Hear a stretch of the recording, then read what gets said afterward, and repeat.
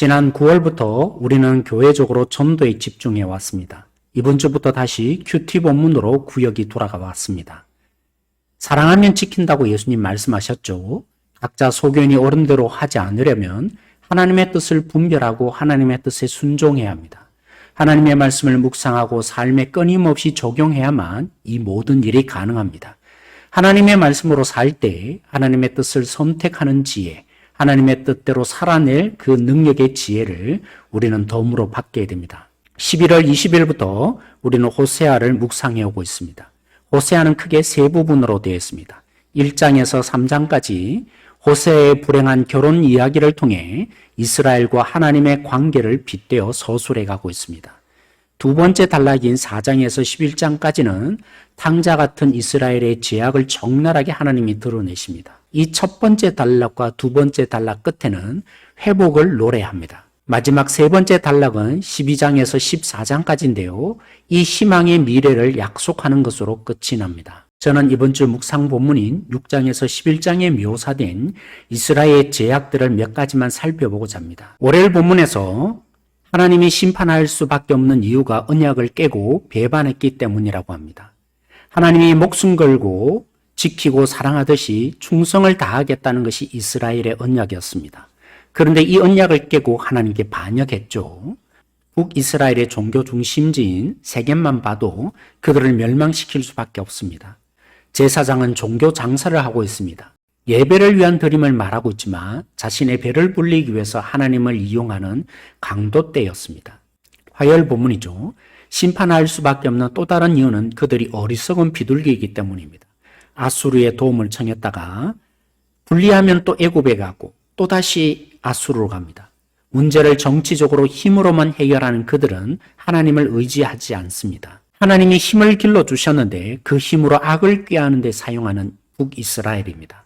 하나님을 알게 하는 제사장 나라로 세웠는데 도리어 세상을 닮아 있는 불량품이 되어버렸습니다. 수요일 본문입니다. 화요일에 어리석은 비둘기로 묘사했다면 이번에는 성욕구에 미쳐 날뛰는 들나귀로 묘사합니다. 창녀는 돈 때문에 몸을 파는데 이스라엘은 돈을 주면서까지 몸을 팔고 있습니다. 그래서 이 나라 저 나라를 의지하며 도움을 요청하는 모습이 바로 그것이라고 합니다. 어긋난 길로 가지 않도록 하나님은 율법을 주셨습니다. 하나님의 뜻을 분명하게 밝히 드러내셨습니다. 하지만 하나님의 말씀을 그들은 이상히 여깁니다. 하나님의 말씀을 무겁게 여기지 않으니 그들이 드리는 예배는 자기 욕구 충족일 뿐이었습니다. 목요일 본문입니다. 하나님은 이스라엘을 기뻐하셨습니다. 하나님의 기쁨 그 자체였습니다. 그런데 하나님의 주신 열매들을 우상에게 바치며 우상이 자기들에게 행복을 주었고 앞으로도 줄 것이라 여기고 있습니다. 금요일 본문입니다. 하나님도 섬기고 우상도 섬기는 두 마음을 품었습니다. 하나님을 두려워하지 않기 때문이었습니다. 하나님을 경외하지 않는 거죠. 하나님이 멸망할 수밖에 없는 죄들은 기부화 시대 때부터 지금까지 지속해오고 있는 죄였습니다.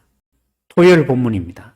하나님은 이스라엘을 그릇마부터 차근차근 가르치며 행여 넘어져 상처난 부위가 있다면 덧나지 않도록 노심초사하며 기르고 치유하셨습니다. 그런 은혜를 한치도 헤아리지 않습니다. 대역망덕의 대표적인 국가가 하나님의 자녀라는 이스라엘이었습니다. 이스라엘을 향한 하나님의 징계는 결코 가혹한 것이 아닙니다. 공의 없는 사랑은 망나니로 자라게 하고 사랑 없는 공의는 죽음으로 끝을 냅니다. 하나님의 공의는 똑같이 나누는 공평의 개념을 뛰어넘습니다. 그 하나님의 공의에는 사랑이 숨겨져 있습니다. 그래서 멸망받아 마땅한 너희들이라고 계속적으로 강조하면서 그런 너희들을 살리겠다 하나님이 메시지를 주셨죠. 멸망받아 마땅한 그들의 죄악을 지적한 것은 하나님 자신의 자리를 내려놓고 여전히 사랑하고자 구애까지 하시는 겸손의 극치를 메시지 속에 묵상할 수 있습니다. 멸망할 마지막 순간에도 기회를 주시고 멸망시키고 싶지 않는 하나님의 마음이 곳곳에 녹아 있습니다. 사랑하는 성도 여러분, 예절한 이 하나님의 마음이 이식되기를 소망합니다. 주고 마땅한 우리를 사랑하기 위해 아들까지 내어놓으신 철저한 공의와 사랑의 하나님을 누려가는 행복한 성도들이 되십시다.